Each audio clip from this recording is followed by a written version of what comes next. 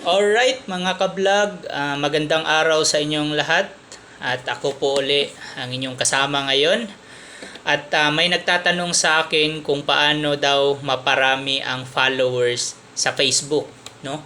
So, lahat tayo kailangan natin 'to, no? Hindi lang ako, hindi lang kayo, lahat tayo na nandito sa Facebook, kailangan natin na kung paano maparami yung followers natin.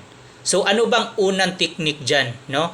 Na para maparami yung followers. Una, maging active ka sa pag-post mo ng mga video, pag-post mo ng mga reels, at marunong ka ding pumansin sa kapwa mo creator.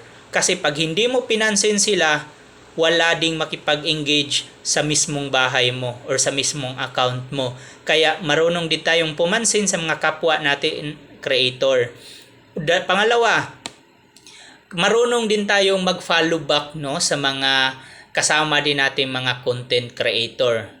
Karamihan kasi yung iba, no, na hindi marunong mag-respect sa kapwa creator, 'di ba? At saka guys, no, hindi lang may narinig kasi ako na puro daw ano lang daw ang kailangan dito, engagement. Hindi lang puro engagement guys, kundi gagawa ka rin ng sarili mong content. Kasi kung puro ka engagement, wala ding mangyayari at hindi madadagdagan ang followers mo kung walang mapanood sa mismong account mo. Okay? So hopefully no na nakatulong uli ako sa inyo. Ako po uli si Mix Vlog, ang inyong kasama, at hanggang sa susunod nating talakayan at magpapaalam muna.